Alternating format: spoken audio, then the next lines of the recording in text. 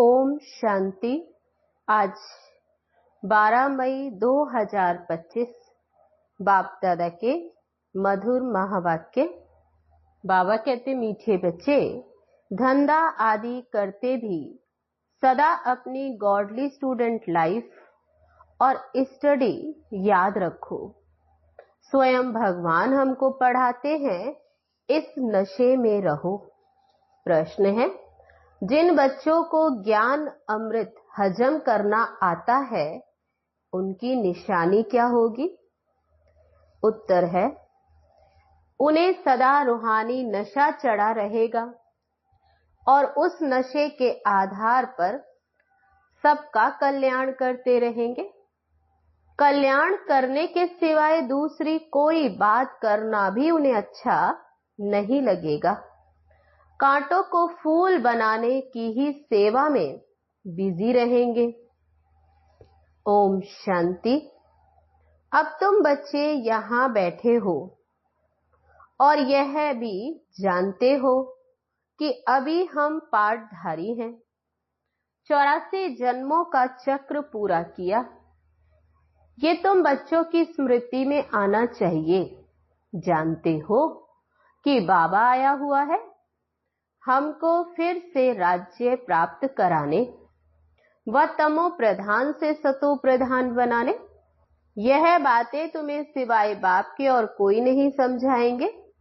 तुम जब यहाँ बैठते हो तो तुम जैसे स्कूल में बैठे हो, बाहर हो तो स्कूल में नहीं हो। जानते हो ये ऊंच से ऊंच रूहानी स्कूल है। रूहानी बाप बैठ पढ़ाते हैं। पढ़ाई तो बच्चों को याद आनी चाहिए ना। यह भी बच्चा ठहरा, तब ये ब्रह्मा बाबा कहते ये भी बच्चा है। इनको अथवा सभी को सिखलाने वाला वह बाप, सब मनुष्य मात्र की आत्माओं का बाप वह है। वह आकर शरीर का लोन लेकर तुम्हें समझा रहे हैं। तब बाबा कहते तुम्हारी बुद्धि में रहे निराकार शिव बाबा इस शरीर का लोन लेकर समझाते, रोज समझाते। यहाँ जब बैठते हो तो बुद्धि में ये स्मृति में रहना चाहिए कि हमने 84 जन्म लिए। हम विश्व के मालिक थे, देवी देवता थे, फिर पुनर्जन्म लेते लेते आकर पट पड़े हैं। भारत कितना सॉल्वेंट था, सारी स्मृति आई है। ये भारत की ही कहानी है, साथ साथ अपनी भी है। अपने को फिर भूल न जाओ। हम स्वर्ग में राज्य करते थे, फिर हमको 84 जन्म लेने पड़े हैं। बाबा कहते सारा दिन स्मृति में लाना पड़े। धंधा आदि करते स्टडी को याद आना चाहिए। तो बाबा कहते बुद्धि में स्टडी रहे कि कैसे हम विश्व के मालिक थे, फिर हम कैसे नीचे उतरते आए। ये बहुत सहज है, परंतु ये याद भी कोई को रहती नहीं है। आत्मा पवित्र ना होने कारण फिर याद खिसक जाती है। हमको भगवान पढ़ाते ये याद खिसक जाती। हम बाबा के स्टूडेंट हैं, बाबा कहते रहते याद की यात्रा पर रहो। बाबा हमको पढ़ा कर यह बना रहे हैं, सारा दिन ये स्मृति आती रहे। बाप ही स्मृति दिलाते हैं, यही भारत था ना। हम 100 देवी देवता थे, 100 अब असुर बने हैं। बाबा कहते पहले तुम्हारी बुद्धि भी आसुरी बुद्धि थी, अब बाप ने ईश्वरीय बुद्धि दी है। परंतु फिर भी कोई कोई की बुद्धि में ये बैठता नहीं, भूल जाते। बाप कितना नशा चढ़ाते, तुम फिर से देवता बनते हो तो वे नशा चढ़ा रहना चाहिए। हम अपना राज्य ले रहे हैं, हम अपना राज्य करेंगे। कोई को तो फिर बिल्कुल नशा चढ़ता नहीं, ज्ञान अमृत हजम ही नहीं होता। जिन्हें नशा चढ़ा हुआ होगा उन्हें किसका कल्याण करने के सिवाय दूसरी कोई बात करना भी अच्छा नहीं लगेगा। फूल बनाने की सर्विस में ही लगे रहेंगे। हम पहले फूल थे, फिर माया ने कांटा बना दिया, अब फिर फूल बनते। ऐसी ऐसी बातें अपने से करनी चाहिए। इस नशे में रह किसको भी समझाएंगे तो झट कोई को भी तीर लगेगा। भारत गार्डन ऑफ अल्लाह था, अब पतित बन गए, हम ही सारे विश्व के मालिक थे। कितनी बड़ी बात है, अभी फिर हम क्या बन गए, कितना गिर गए। हमारे गिरने और चढ़ने का ये नाटक है, ये कहानी बाप बैठ सुनाते हैं। वह है झूठी, ये है सच्ची। वह सत्यनारायण की कथा सुनाते, समझते थोड़े ही हैं कि हम कैसे चढ़े फिर हम कैसे गिरे। ये बाप ने सच्ची सत्यनारायण की कथा सुनाई है। राजाई कैसे गवाई ये सारी अपने ऊपर है। आत्मा को अभी मालूम पड़ा हम कैसे अब बाप से फिर राजाई ले रहे हैं। बाबा यहाँ पूछते तो कहते हैं हाँ नशा है, फिर यहाँ से बाहर जाने से कुछ भी नशा नहीं रहता। बच्चे खुद समझते, भल हाथ तो उठाते, परंतु चलन ऐसी है जो नशा रह न सके। फीलिंग तो आती है ना। बाबा बच्चों को स्मृति दिलाते, बच्चे तुमको मैंने राजाई दी थी, फिर तुमने गवा दी। तुम नीचे उतरते आए हो क्योंकि ये नाटक है चढ़ने और उतरने का। आज राजा हैं, कल उसको उतार देते। अखबार में बहुत ऐसी ऐसी बातें पढ़ती, जिसका रिस्पॉन्ड दिया जाए तो कुछ समझे। ये नाटक है, ये याद रहे तो भी खुशी सदैव रहे। बुद्धि में है ना। आज से 5000 वर्ष पहले शिव बाबा आया था, आकर राजयोग सिखाया था, लड़ाई लगी थी। अभी ये सब राइट बातें बाप सुनाते हैं। ये है पुरुषोत्तम युग। कलयुग के बाद ये पुरुषोत्तम युग आता है। कलयुग को पुरुषोत्तम युग नहीं कहेंगे, सत्युग को भी नहीं कहेंगे। आसुरी संप्रदाय और दैवी संप्रदाय कहते हैं, उनके बीच का है ये संगम युग। जबकि पुरानी दुनिया से नई दुनिया बनती है, नई से फिर पुरानी होने में सारा फिर ये चक्र लग जाता। अभी है संगम युग। सत्युग में देवी देवताओं का राज्य था, अब वह है नहीं। बाकी अनेक धर्म आ गए, ये तुम्हारी बुद्धि में रहता है। बहुत हैं जो 6-8 मास 12 मास पढ़कर फिर गिर पड़ते, फेल हो पड़ते। भल पवित्र बनते परंतु पढ़ाई नहीं करते तो फंस पड़ते। सिर्फ पवित्रता भी काम नहीं आती। ऐसे तो बहुत सन्यासी भी हैं, वे सन्यास धर्म छोड़ जाए गृहस्थी बन जाते, शादी आदि कर लेते। तो अब बाप बच्चों को समझाते हैं, तुम स्कूल में बैठे हो, ये स्मृति में है हमने अपनी राजाई कैसे गवाई, कितने जन्म लिए। अब फिर बाप कहते विश्व के मालिक बनो। पावन जरूर बनना है, जितना जास्ती याद करेंगे उतना पवित्र होते जाएंगे। क्योंकि सोने में खाद पड़ती वे निकले कैसे। तुम बच्चों की बुद्धि में है हम आत्मा सतो प्रधान थी, 24 कैरेट थी, फिर गिरते गिरते ऐसी हालत हो गई है, हम क्या बन गए हैं। बाप तो ऐसे नहीं कहते कि हम क्या थे, तुम मनुष्य ही कहते हो हम देवता थे। भारत की महिमा तो बहुत है ना। भारत में कौन आते, क्या ज्ञान देते, ये और कोई नहीं जानते। ये तो पता होना चाहिए ना कि लिबरेटर कब आते हैं। भारत प्राचीन गाया जाता है तो जरूर भारत में ही रिइनकार्नेशन होता होगा, अथवा जयंती भी भारत में ही मनाते। जरूर फादर यहां आता है, कहते भी हैं भागीरथ, तो मनुष्य शरीर में आया होगा ना। फिर घोड़े गाड़ी में दिखाया, कितना फर्क है। श्री कृष्ण और रथ दिखाया। बाबा कहते मेरा तो किसको भी पता नहीं, वह तो रथ और कृष्ण दिखा दिया। अभी तुम समझते हो बाबा इस रथ पर आते, ब्रह्मा तन में, इनको ही भाग्यशाली रथ कहा जाता। ब्रह्मा सो विष्णु चित्र में कितना क्लियर है। त्रिमूर्ति के ऊपर शिव, ये शिव का परिचय किसने दिया? बाबा ने ही बनवाया ना। अभी तुम समझते हो बाबा इस ब्रह्मा रथ में आए हैं। ब्रह्मा सो विष्णु, विष्णु सो ब्रह्मा, ये भी बच्चों को समझाया है। कहाँ 84 जन्म के बाद विष्णु सो ब्रह्मा बनते, कहाँ ब्रह्मा सो विष्णु 1 सेकंड में। वंडरफुल बातें हैं ना। बुद्धि में धारण करने की तो पहले पहले समझाना होता है बाप का परिचय। भारत स्वर्ग था जरूर, हेवनली गॉड फादर ने स्वर्ग बनाया होगा। ये चित्र भी बड़ा फर्स्ट क्लास है, समझाने का शौक रहता है ना। बाबा को भी शौक है, तुम सेंटर्स पर भी ऐसे समझाते रहते हो। यहाँ तो डायरेक्ट बाप है, बाप आत्माओं को बैठ समझाते हैं।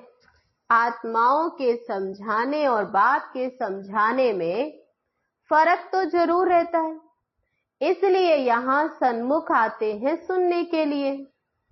बाप ही घड़ी घड़ी बच्चे बच्चे कहते हैं। भाई भाई का इतना असर नहीं रहता जितना बाप का रहता है।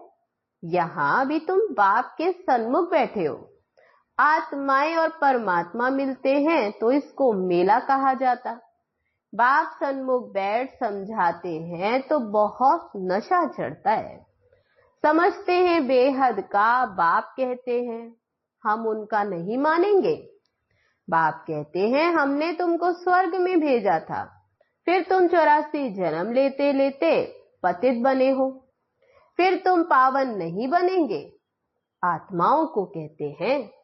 तो कोई समझते बाबा सच कहते, कोई तो झट कहते बाबा हम पवित्र क्यों नहीं बनेंगे। बाबा कहते मुझे याद करो तो तुम्हारे पाप कट जाएंगे, तुम सच्चा सोना बन जाएंगे। मैं सभी का पतित पावन बाप हूं। तो बाप की समझानी और आत्माओं की समझानी में कितना फर्क है। समझो कोई नया आ जाए तो उनमें भी जो यहाँ का फूल होगा उनको टच होगा, ये ठीक कहते। जो यहाँ का नहीं होगा तो वे समझेगा नहीं। तो तुम भी समझाओ, हम आत्माओं का बाप कहते हैं तुम पावन बनो। मनुष्य पावन बनने के लिए गंगा स्नान करते, गुरु करते, परंतु पतित पावन तो बाप ही है। बाप आत्माओं को कहते हैं तुम कितने पतित बन गए, इसलिए आत्मा याद करती है कि आकर पावन बनाओ। बाप कहते मैं कल्प कल्प आता हूं, तुम बच्चों को कहता हूं ये अंतिम जन्म पवित्र बनो। ये रावण राज्य खत्म होना है, मुख्य बात है ही पावन बनने की। स्वर्ग में विष होता नहीं। जब कोई आते हैं तो उनको ये समझाओ कि बाप कहते हैं अपने को आत्मा समझ मुझ बाप को याद करो तो पावन बन जाएंगे, खाद निकल जाएगी। मन मना भव अक्षर याद है ना। बाप निराकार है, हम आत्मा भी निराकार है। जैसे हम शरीर द्वारा सुनते, बाप भी इस शरीर में आकर समझाते हैं। नहीं तो कैसे कहे कि माँ में कम याद करो। देह के सभी संबंध छोड़ो, जरूर यहाँ आते हैं, ब्रह्मा में प्रवेश करते हैं। प्रजापिता अब प्रैक्टिकल में है, इन द्वारा हमको बाप ऐसे कहते हैं। हम बेहद के बाप की ही मानते। वह कहते पावन बनो, पतित पना छोड़ो, पुरानी देह के अभिमान को छोड़ो, मुझे याद करो तो अंतमति सो गति हो जाएगी। तुम लक्ष्मी नारायण बन जाएंगे। बाप से बेमुख करने वाला मुख्य अवगुण है एक दूसरे का परचिंतन करना, एविल बातें सुनना और सुनाना। बाप का डायरेक्शन है तुम्हें इविल बातें सुननी नहीं है। इनकी बात उनको, उनकी बात इनको सुनाना, ये भी धूतीपना, ये तुम बच्चों में नहीं होना चाहिए। इस समय दुनिया में सभी विपरीत बुद्धि है ना, सिवाय राम के।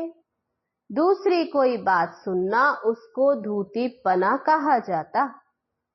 अब बाप कहते ये धूतीपना छोड़ो, तुम सभी आत्माओं को बताओ कि हे सीताएं, तुम एक राम से योग लगाओ।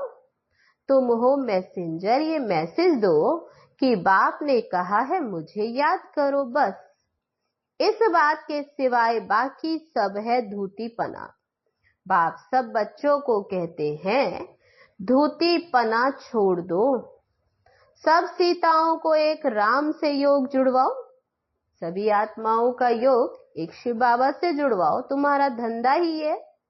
बस ये पैगाम देते रहो। बाप आया हुआ है, कहते हैं तुमको गोल्डन एज में जाना है। अब इस आयरन एज को छोड़ना है। तुमको वनवास मिला हुआ है। जंगल में बैठे हो ना, वन जंगल को कहा जाता। कन्या की जब शादी होती तो वन में बैठती है, फिर महल में जाती। तुम भी जंगल में बैठे हो, अब ससुर घर जाना है। इस पुरानी देह को छोड़ना है। एक बाप को याद करो, जिनकी विनाश काले प्रीत बुद्धि, वह तो महल में जाएंगे। बाकी विपरीत बुद्धि का है वनवास, जंगल में वास। बाप तुम बच्चों को भिन्न भिन्न रीति से समझाते। जिस बाप से इतनी बेहद की बादशाही ली, उनको भूल गए हो तो वनवास में चले गए। वनवास और गार्डनवास, बाप का नाम ही है बागवान। परंतु जब कोई की बुद्धि में आए, भारत में ही हमारा राज्य था, अभी नहीं है, अभी तो वनवास है। फिर गार्डन में चलते। तुम यहाँ बैठे हो तो भी बुद्धि में है हम बेहद के बाप से अपना राज्य ले रहे हैं। बाप कहते मेरे साथ प्रीत रखो, फिर भी भूल जाते। बाप उल्हाना देते, तुम मुझ बाप को कहां तक भूलते रहेंगे? फिर गोल्डन एज में कैसे जाएंगे? तो अपने से पूछो, हम कितना समय बाबा को याद करते? हम जैसे कि याद की अग्नि में पड़े हैं, जिससे भी कर्म विनाश होते। एक बाप से प्रीत बुद्धि होना है, सबसे फर्स्ट क्लास माशूक है, जो तुमको भी फर्स्ट क्लास बनाते हैं। कहां थर्ड क्लास में बकरियों में सल ट्रेवल करना और कहां एयर कंडीशन में, कितना फर्क है। ये सब विचार सागर मंथन करना है तो तुमको मजा आएगा। ये बाबा भी कहते, मैं भी बाबा को याद करने के लिए बहुत माथा मारता हूं, सारा दिन ख्यालात चलती रहती है। तुम बच्चों को भी यही मेहनत करनी है। अच्छा, मीठे मीठे सिकी लदे बच्चों प्रति माता पिता बाप दादा का याद प्यार और गुड मॉर्निंग। रूहानी बाप की रूहानी बच्चों को नमस्ते। हम रूहानी बच्चों की रूहानी बाप दादा को नमस्ते नमस्ते। ओम शांति। अब है धारणा के लिए मुख्य सार। पहली पॉइंट, किसी को भी एक राम की बातों के सिवाय दूसरी कोई बातें नहीं सुनानी है। एक की बात दूसरे को सुनाना, पर चिंतन करना, ये धूतीपना है, इसे छोड़ देना है। दूसरी पॉइंट, एक बाप के साथ प्रीत रखनी है। पुरानी देह का अभिमान छोड़ एक बाप की याद से स्वयं को पावन बनाना है। वरदान है आज का, समाने की शक्ति द्वारा रॉन्ग को भी राइट बनाने वाले विश्व परिवर्तक भव। दूसरों की गलती को देखकर स्वयं गलती नहीं करो। अगर कोई गलती करता है तो हम राइट में रहें, उसके संग के प्रभाव में ना आए। जो प्रभाव में आ जाते वे अलबेले हो जाते हैं। हर एक सिर्फ ये जिम्मेवारी उठा लो कि मैं राइट के मार्ग पर ही रहूंगा। अगर दूसरा रॉन्ग करता है तो उस समय समाने की शक्ति यूज करो। किसी की गलती को नोट करने के बजाय उसको सहयोग का नोट दो, अर्थात सहयोग से भरपूर कर दो, तो विश्व परिवर्तन का कार्य सहज ही हो जाएगा। स्लोगन है, निरंतर योगी बनना है तो हद के मैं और मेरेपन को बेहद में परिवर्तन करो। अब है आज के लिए अव्यक्त इशारा। रूहानी रॉयल्टी और प्योरिटी की पर्सनैलिटी धारण करने के लिए वर्तमान समय के प्रमाण फरिश्तेपन की संपन्न स्टेज के व बाप समान स्टेज के समीप आ रहे हो। उसी प्रमाण पवित्रता की परिभाषा भी अति सूक्ष्म होती जाती। सिर्फ ब्रह्मचारी बनना ही पवित्रता नहीं, लेकिन ब्रह्मचारी के साथ ब्रह्मा बाप के हर कर्म रूपी कदम पर कदम रखने वाले ब्रह्मचारी बनो। अच्छा, ओम शांति।